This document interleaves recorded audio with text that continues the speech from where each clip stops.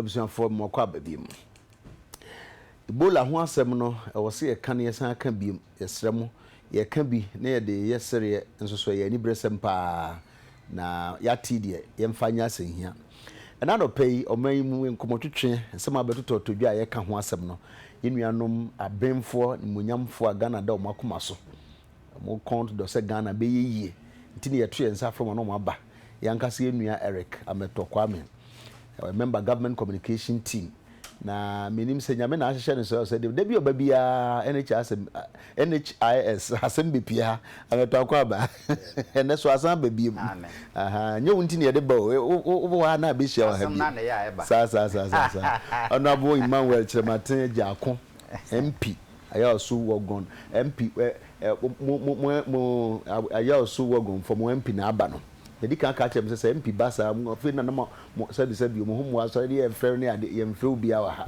aha wo fro no abo onti obi a ono abo kwa ba ya bi na se boko de wo de mo mfa che na ye di mo bre ne kakra ne ye kan Ebola nsem na tike se wa kan Ebola nsem ade be bi na yes em se e ade a ehunu hunu wiase nyina wiase anope da meti America kra o na se ha me ko NHS o mo ye stakeholders meeting bi na young man be from America by as what can say any they say we free America be drew Ghana the chrome the Ebola at say we na Ghana there I mean that was the irony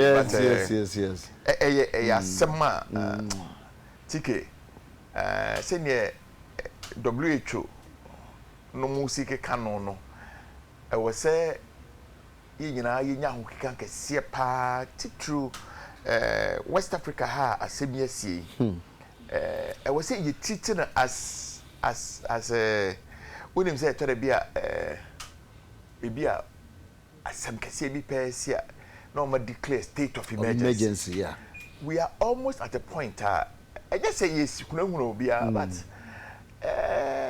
ade na ehu se wutietie mu ehu kakra enti no say anope eno ahu asem na muka ye dia eye say na manfo behunu na manfo ate na ye nyina we must all have a state of mind you see adwene piwo ne ma bi so na ye ready ye sire nyame se ma of parent there to say Christopher aye wo mu yes let it pass over us yes omakru ano ntwa ye ho and obsebe ye amani twa onko amani twa ye say akwa bi akwa nsa na o say u Yesu nyankopon se kofa asem ya so omakru ani ntwa omani twa ho ne besi hwan so 1441 ko bi betimi do avent sabana abeto na asem ho na me yonko bi frem na o se o me say UN for some more journalists am kokoba Ebola e Sierra Leone Liberia into o catch them na me say oh really I see na so me interested that na me doctor akwadwen ho say we wie ni obeya asase so dia akọ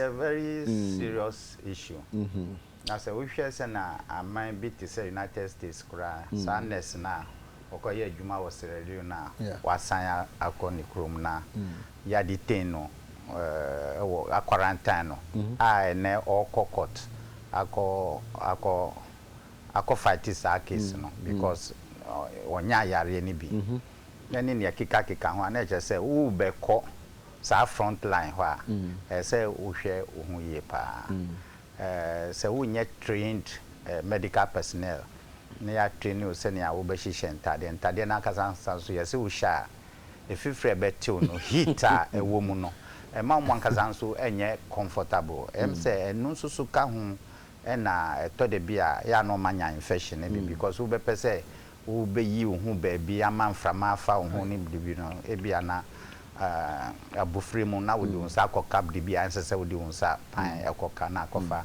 asem we e di abro na ne titiri ni say Ghana ha yetumi yen preparation ayeye no say yetumi maso kakra because yen borders enye completely sealed say nipa bebret me famia yen ni immigration for any medical personnel to send ye wo ade ente ade a ehun behia yen pa because yare no send ya yati na no pe ya doctor be chire mu se ka oba akufo a na che se nipa bibiri a o ma twa ne ho ahia na adwuma mu na busua onga ni o matena ka mu ni akika bibiri enu kwa ne mayare no ye very very very dangerous no enti ya be sere na dike mebo mo abaso any program amaye no anope no sanka be ya anka de obrojuma nyina titru radio ni television anka nopa ewia nwomre bia no monye program bia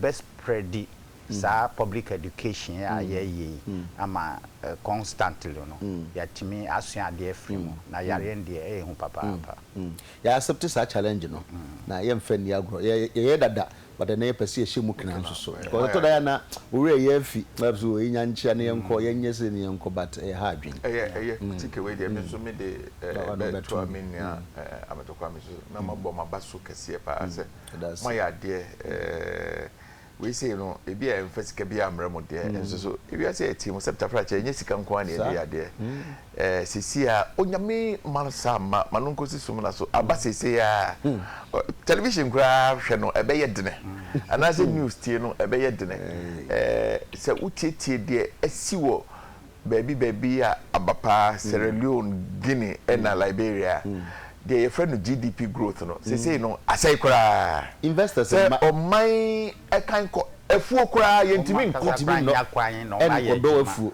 o mu ntimi nkwafuom aye ade a ehunahuna obia nti no ye besre se ye mo hu de road ti kano o mai mu titru na nipa bebre no tena public transport mu and okay na se nipa ba kwanya bi na se transport mu na se ohwinsi na se we ye na se wo hwese ne droplets no si flyer ebe na so kon ho ebe na enti no eye me se de mo ye eye gibafo ni radio fo ni television fo nyina mo so because ade na eba na ehunu huna ye nyina pa yo abusuafo sa na ti o se bi a o men bi a unhu enra obi a o kasa about ne yonku bi a o se cholera ekuno chesa ye ya ma se only last week ni pa kono ho oden ye se cholera aso ne mu da ba ko de toso mi de toso mi ensa ye se wafiri mu na we de enye cholera o we Ebola a ye se ne kokko a enkonti abusuafo asem no onabo ja commercial semfiri so adwuma ye fo ne aban asem ye be ka ne sai yo yes ma asem no kwa me bia kopie court ye se adwuma ye fo so mo munyanya ensamankrata bia but e ho na akoduru yo tike medase na yes we finance usan chikofa yenti mechia ahwefo na madase se ofre me mpeso asofo tike una oye lawyer sabe de media me meti we me kwahwa ba me ko school no bebre papa bia sa papa unim muna mo she mra no bre yi opanyin pharmacist para honorable me say oye na say lawyer from Holland honorable mo so mo ye honorable muna mo she mra na ye de adwuma honorable for the any me da ayawa so we so go dey say o mother room na me ye honorable yo tike when I'm a school, na my year government, ne politics, you free BB separation of powers. And you free BB rule of law. Meboa. You can't say rule of law. You just say omanya you di emra enebuo. Sir. And you say omampanyi kodana so suda ye boni bia. Adekye a oba osi yenye ni sei biom sa ne ma no se em se wiase nyina ebia aka Democratic People's Republic of Korea e ho na absolute dictator wa papa no sorry obekọ na ensan ya na obi kwa dan anga bokọ akoto mo ho papa no dana so sorry na so sudai na so officer ni wofa na se yon nzo ma yekun ni wofa pa ni wofa ni mpompa because na em so waso dai se ni wofa na open na tuna de so adekye ya ye woni picture ha be ya chira ba mfo sisi what you say no enye rule of law na omaya ya jimu ni ya call referendum akoye constitution de chira ni se ade bia ye beye no eye mra ene ye de ye matike me de asemi ne fari ban nyina ni se ye be bisa se ade omu ye what is the position of the law embra no ne fare by ne de enti no enye se o media medwere ho se ye de komo obi a onhwe so ye na eka akodane aban so tike ye misa se aban oni adwumayfo no o ma di ni yi ana o ma di no embra kwan so. Let us remove sentiment. Saturday na me tie news file and yewura oti senate ano be kan say amra no kra ye rush no and e o se asesa niam bi mebra tk amra 2004 and ye decide aban decide say ye reform pension. It was not just informed about Nema and Ekoswa. And we are seeing they go along a certain direction. If we best practice. And we are seeing baby all my quaco room kind of saying all my yeno and I ye. Then I think say Sabe Obia Wako pension. Na Obra a canum a dear da. So Wako pension no. What children to the beer not a mobo. The be na ayemobo pa. And you know there was a need for reform. Honorable unipa na abanti. Also what can what? Yo. Ono na need ya prakupe o. Ne. Ono ni. Na se kwa na si ehunu no. Ya si ehunu no. Ono kura ye ehunu na no boy asem. Hey. Odide o. Also what can what ba what? Ba choto aso. Tike. The woman say for 4 years ye nyina be kaya ye wura TAB di akona me say wadi General Secretary of All African Trade Unions crab befi adi wadi General Secretary TUC ha adi All Africa Trade Unions and ye ne chairman for be 3-4 years omo hwehwe ade yi mu ama December 2008 na yemra aban sisan ya aban ba ye aban anka se ade ne nye aban famra yi eye appointee a constitute national pensions regulatory authority advertises so be opeso your pension trust mra appointee chief executive aya bisa I started na ade me minya commissioner minya D4 mi hu ade na so na minim se ken asembeba if say ade almost 30 years and the people started raising red flags say ade amu ye enye sa na mra na tie as far back as 2010 honum baby no and Imani Ghana Statica said the way you are approaching this it's not right na yakoswa ma ene akodum pampenso a for critical workers of state and decide say mo mra so a yanto so yakos strike omo de omo position no eye emra no mo abuso yene mo ka ma say no de omo ka ne say oh ya de mo ho ne adwene mo ne yepemu ye ebi a kira no obi ankwohwe sika no siye Bruni, I don't know the word in Chi, but we yes sir, Bruni friend patronizing. Patronizing. Don't patronize them. Government is patronizing workers. As I said, bit of class 1 phobia. Omu di omu nim di omu beye. Di ade ne sha wonsam a obekwa akobɔ nti no. Omu no omu di aprekope. Fa sha omu nsam no omu mo no. But I am position no, but uti asem na. Ye dey come private institution. Normal asemba aban ne ba beda ne so. Debio. Why? I didn't think that was that by so. It's National Pensions Regulatory Authority almost places and crophobia pension, including the Abaisi and Fankoma no the private. Ticket, on the private. Now private be private be. Oh, yes, sir. Moya now fade yes anti-sacra. All of us begin to read meanings into the thing. Private be. Your friends say Pensions Alliance Trust. I say private be. A child private be. Fee. Friends say Tiki. Private be wo high. A child private be. Mercedes be child Mercedes be. Ebi a card ye be change bi. Ti ko ti say Mercedes. But Mercedes be change. Mercedes 250 and one 250 o. Sir. Mercedes 2 I the crop. And say ba kun bi aba no change bobra pa no. And no dear, me say and American. And no dear. If we wow, and no and say obi na abo the team no mo yo. There is a law. And the law has regulations. In the regulations it says ube team are your pension trust. There is a criteria. There is a criteria.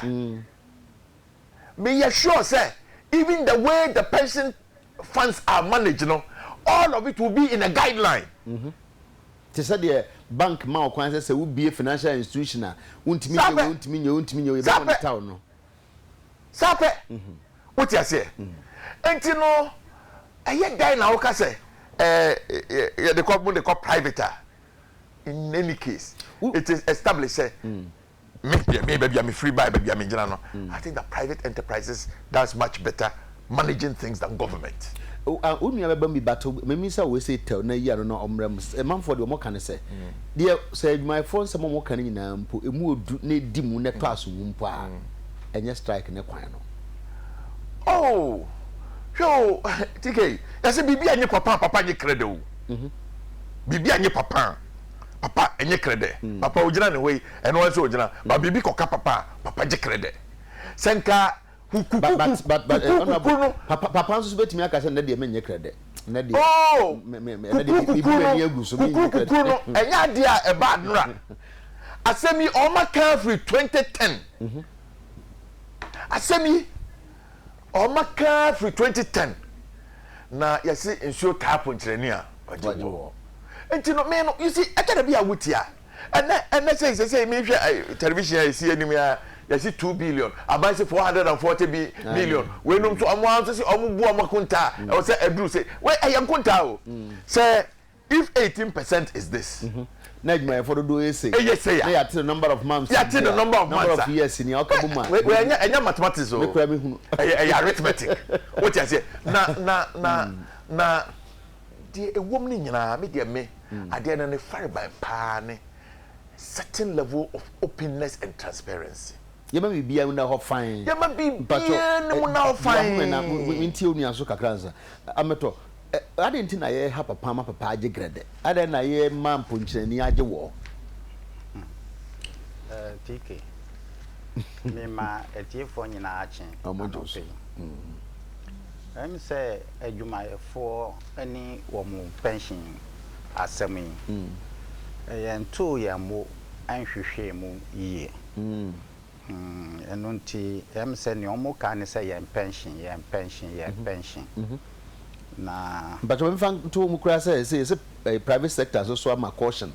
Say at the end of October, say I buy a moment and also pension prayer.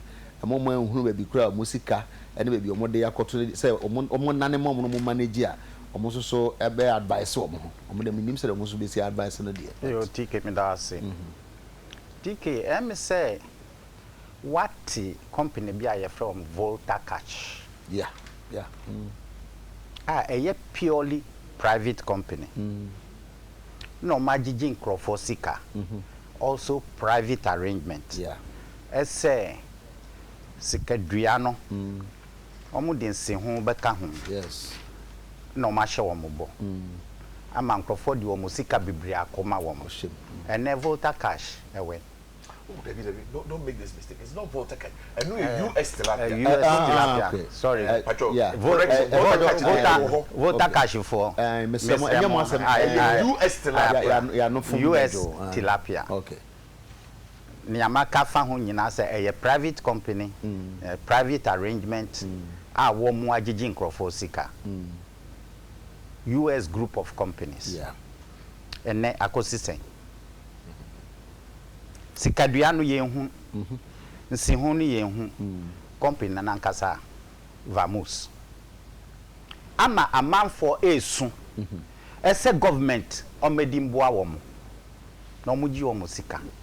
At least sense hunu no mu nyampo a sikadua na omudi koma company no omuhia omadia aban Ghana ban at any particular time no is the guarantor of the welfare and well-being security of Ghanaians across board. US group of companies, is it a good example in this? Absolutely. No, Niami Absolutely. is a very good example in this.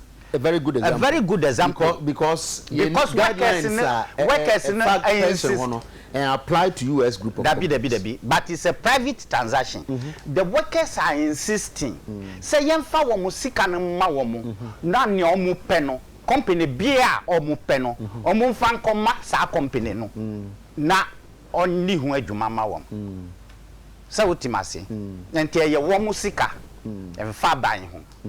Na ne omu peno omu de aye. Na me bisa say se omu di koma any other company na government nse nim na se bribi touch ma on betwa wo ho abeka kira aban se aban boaye ana omu nye purely private arrangement mponi aban nsa bia nim aban nim ho hwe nsusu nipa yasa atwa ye ho ye ganafo yase aban boaye na yensika eye ayira na se yensika ayira nkrofo na atwa ye mpo no magi yensika na sika no eyira na me ka se aban inside owo mu a anka aban ye guarantor for the whole transaction na aban de se ne asika sem be ye dinara, it will never go bankrupt. Number 2, me wa ko anim ba kan se na be ko me pese o san clear ho biem. We no hihye no sa kuo na mo bete a ebe ye sa adwuma we se nyina no. Sa Pensions Act emra ewu mu no e kire o mo ne o mo betimi aye ne o mo ntumi nye. Exactly. Unlike US group of companies or not there. Yeah. Yen share dan share no kete said the ultimate investment no ye ne o ntumi nye no. Na me bisa say, is it a good example? Tiki, ni ami pakacho ni say, even in a purely private transaction, a buying san ni mumpono, se bibi touch ma, ye aban for no dwane kotu aban. Esa ban emwayen. Enti we ya aban sa wo mu yi, adenti na ye mpese ye ma aban ho kwan na onu so or play a role. Ni ami pa kire ni. Okay. Number 2, Tiki se ka se pension a eya me say ye tu anwe bia go amanfo ani, because enye the totality of pensions ena ehun asema be the main pension eye pension aban etua ema adwuma aban adwuma ye fo na se Ghana adwuma ye fo nyina no the SNIT pension scheme no enye no ho asem ne ye kan say eno no ye the mandatory national security social security scheme and ye A under section 1 of and ye A and ye the top enye enu ho asem ene ye kan ama obi akoka se adwumayefo pension next year nkwa mbeko pension na omu nsa enka wo mu pension excuse me sa asem a ye kan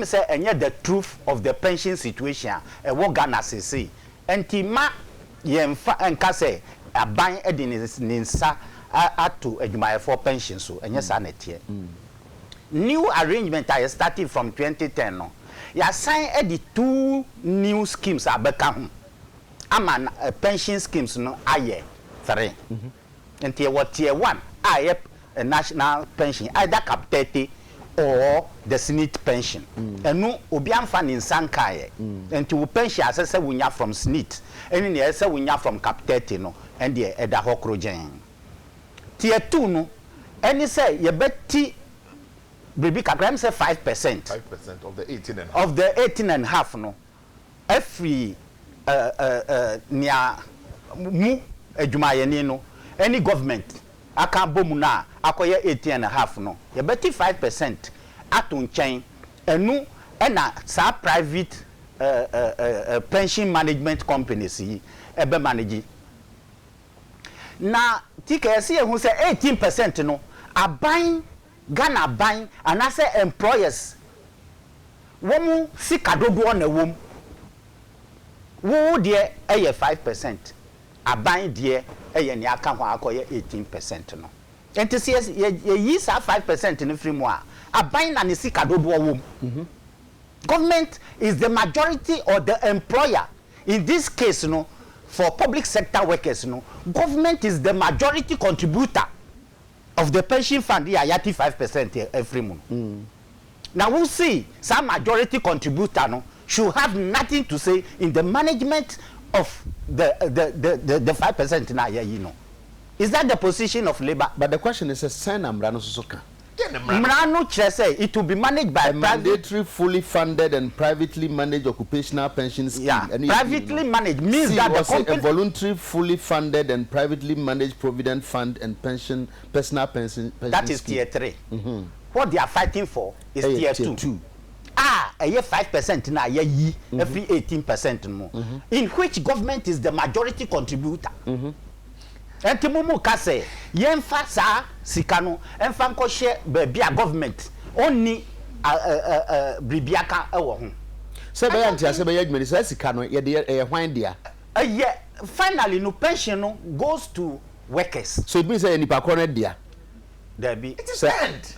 Listen, wo na at the end of the day wako pension ye de be ma wo, but the management of it should not be left to anybody or contribute to the largest amount no ni bribiaka wo ho. Enti say a mandatory, fully funded and privately managed now. Yeah. Mandatory no mandatory no the social security contribution of 18% no mandatory. Aban de wom. Wo adwuma no no de wom. So it's mandatory. Now that 5% which has been taken from it has been taken from the mandatory contribution. Which is then will be given to a private company to manage. Government is not saying a private company should not manage it. Government says, I want to have a hand in that private company which will be chosen to manage it. So in that regard, the Ministry of Finance has done an exercise in which 5 private pensions trust companies were shortlisted. And finally, one of them was appointed to manage these tier 2 contributions for government workers. In doing so, no, Aban involve more scanning of Modiana. Exercise now, more select. Aban involve. Let me make my contribution. Okay. Say Aban involve. As Aban involve, their minimum. Saban involve womo, Saban involve womo, minim.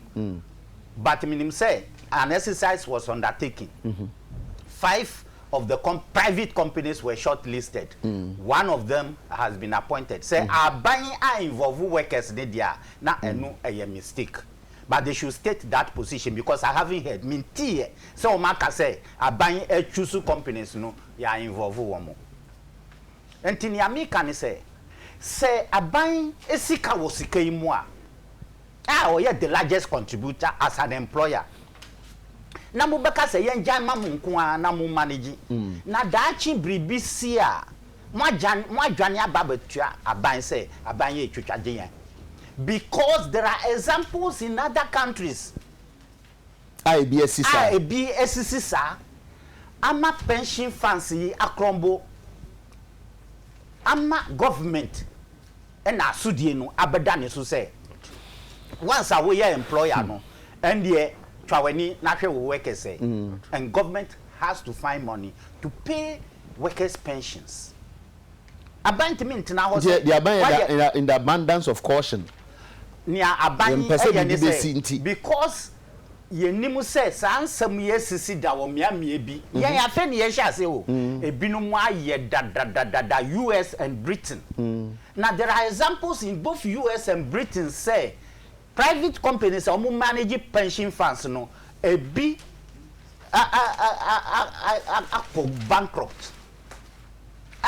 Just omaboka butu say wo muntimi ntua sasika infama workers na sasika nso anya pension wo beji no busumi se wo ko ahomudie mu a ye tua lump sum baako adima ne a wo pe bia no akoye se wo fie na wo si o se business bi na wo pese wo dikoye o se wo pese wo du twitwa wo ho anema ne san o wan kasa wo sika lump sum ba gina fako oh enti se company no nye viable a ontimi ntua sika no emma mo enti saban se mu mientena se ni yanhwe say ye be ne sen ama na ye yi a em say TK ese ye nyina ye bem table no na ye ka because bibia ni wiase ye nyina ka ho bi o ye nyina ka ho bi bibia ni wiase mu ha in the end no ye ntina table ho ni yenka even akwa kese esi wo wiase mu ha no ye wie ku ya ye ka say Germany Second World War ye di wo muso butubutu no e kire nyina no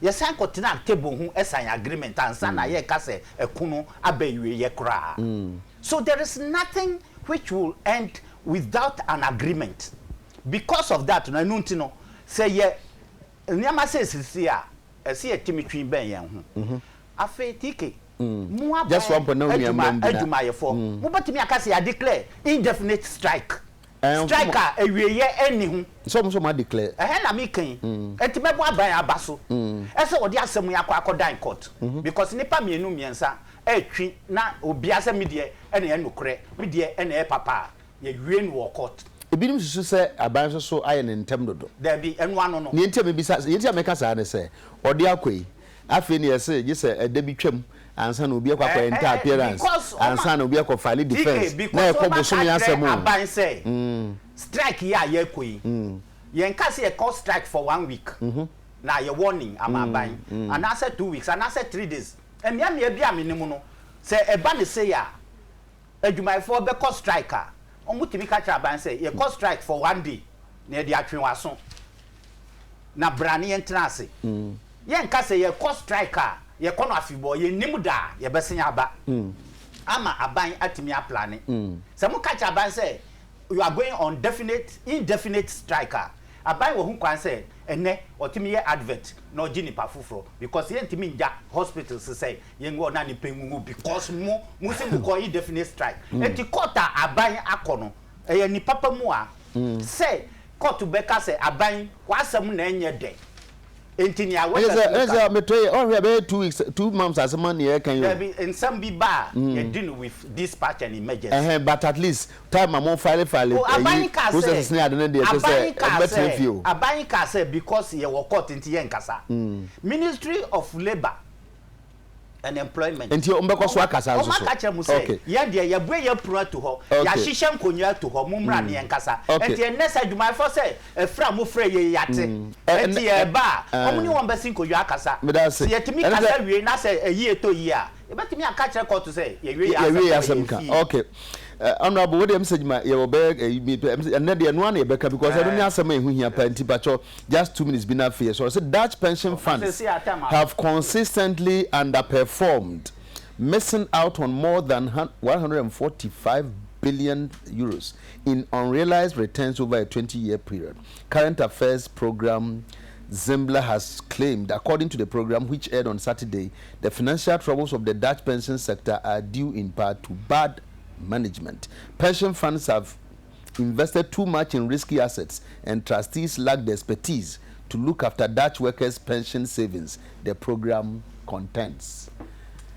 Netherlands are some son. Yeah, okay. I am mom was say or fast me baby or the fire. US tilapia. Uncharted waters. But say ochiremu or the besi baby. Oh, there be on at the end of the day. Wow. Even sometimes banks akukudam wo kroma kwa collapse. And you know when you manage finances and all can I mean even in the most regulated markets of UK and US sometimes these things happen. America 20 years ago there was a big problem when savings and loan they but ni nyina almost you answer free mu ye say almost deposit insurance in the kaka ho nyina so that uye na say anye ya you take an insurance on all of those things and you know why say no there your business proposition adan ye bisa senator ewo we but ye proper stress tester snit ebi kwa ka say o match access with a year ebia what you say snit and government if you complain about investments Senate government outstandings with Senate acquire 800 million as a June now we are financial institution na say aban e de ukasa na financial sustainability any day Into no, they are okay kind dear. They are okay kind. And for me say, dear ye be sunny say, and brano any say. And now can you know. Now who Becca say, who now your biggest contributor? Until Emrano, we acknowledge you are the biggest contributor, but once you pay the pension, it ceases. It is a duty that you have. Me, yeah, do man me from Crawford. Let's say between social security. I have discharged my obligation. The rest is for them to ensure. What you say? And you know, we as I want to contribute to the biggest star. And you know, Ebia, the Rebecca say, just make sure say answer na wo koye no. Take care of caveat emptor. Buyer beware. Una wokoto service. Na dia okay kan dia me dia me hu ya me honga. Me say aban dia ben na aban kroma ha. E dia ben na aban ya ya emfeli ye. E dia ben na aban o ya ya emfeli ya. And the pot is calling the kettle black. E dia ben. Aban bank cooperative bank emfeli. Aban bank National Savings and Credit Bank affiliate. What moral right does government have to say government maybe from purely ideological position, I always believe say a private sector does much better in managing than. And I think that it is. So it was part of even remove philosophy says the engine of growth. Let me even remove myself from it. Maybe I say or maybe I the emra. Take una o lawyer. Me say emra no say. The akano the akani nyina no. Eye obi na adwere say ebia but enye amamuo enye de me madwene anasa de ametokwa me madwene. There is constitution and the statute emra and ye di woman me si ye ndi mra no so na aban aye na dwene say oh ebia e was say ye amendments bia adan it is well within the power of the executive to come to parliament with an amendment na say ne emra no si tie ne no eno ne de ye adwuma but take it me si ade aye kan nyina no ne fare ban pa ne say adwumayfo omu yi aban ni adenti adie hu sikai bia ban tua adwumayfo ka adenti na omo nyina adie hu sikai yes sika no wen ye call ye mode investment say ne nya wo so ayi sa question si aye questions ye be from 2010 these arguments have been raging and now yes sika no bank adia bechi yes interest amunya oso say adia bechi oh yentimi calculate interest no account be mu na wo ya adia ne ye ndia no mo betimi ama ye wo account wo no watu sika ama ye se me ye kwanhwe me enti me bisa se bu mu akonta kire me a osiko apai ekoye sa na ejidie bia nim hwe ade a ekoso yi tike ye fresh here na aban say account this sika no say we mu ni diduoni say Bank of Ghana omu hold no interest actually omu gram say ebi aka 14 days pay but odi yanya ni say ebi aye transitional effects bi into no the surest say omamu ha the most secure investment is government bond meboa and then between 21% to 27% enti no oh sika ne de call ye no ehun faso ayenya ayenia tike ke bia ko mo be agitations no de na so nka enkodum pempenso aye de adure last time it ye no minister no was it 447 million in the account no mo and so workers ye omo bubu a wa mo ho nsi ho ankyere omo nso omo bubu a they are getting a different figure from you simple thing. Okay. Transparency. Let's reconcile. I'm atonya no ano. TK. Why we ni kire nipa na nipa no hunu. Argument ya ye. Workers ye. What is say o ma ka say? O ma tire letter. Akoma aban. And I say the Pensions Regulatory Commission. Say FE 2010.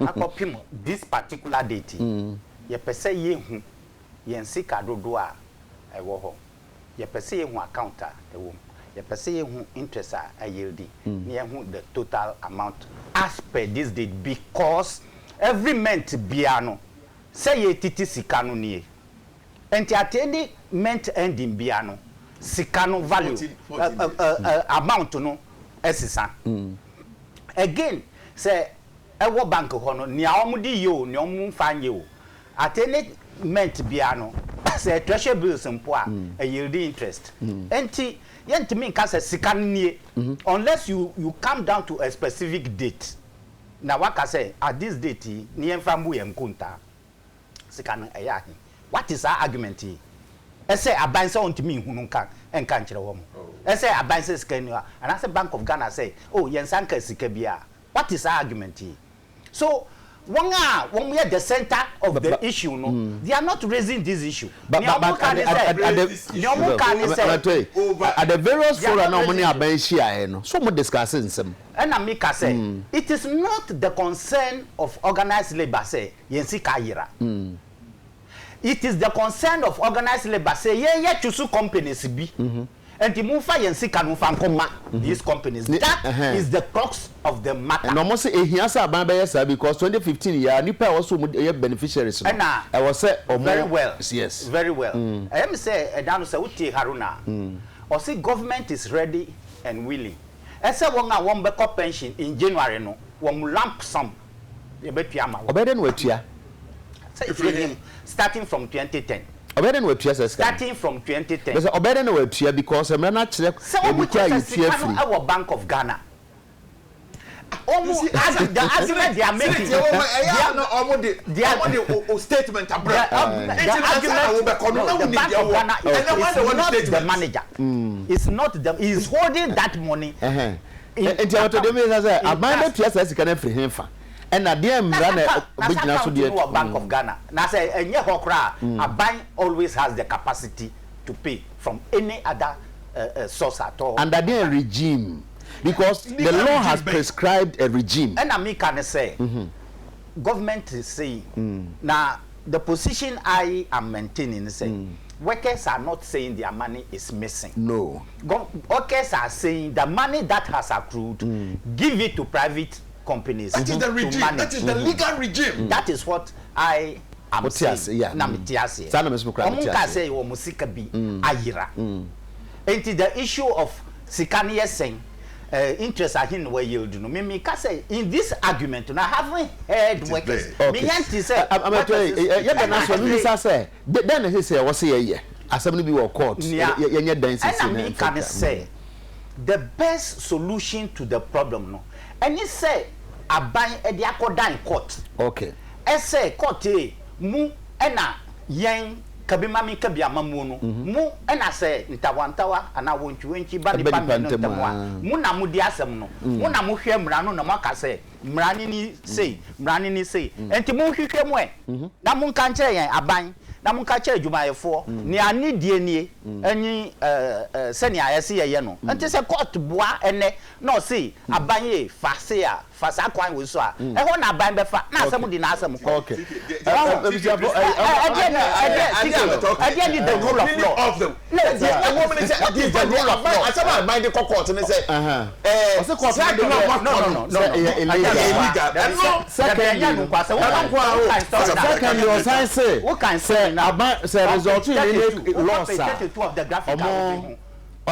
is result to any loss in so. Oh yeah, because a bank position and I think there's an interpretation bit of it in so. Oman fa kwan paso no ma cost strike no ti omo bo banka ti omo ntia na afen so no court no enchurch you say emra system okay I think say honor also here in pass okay emra system for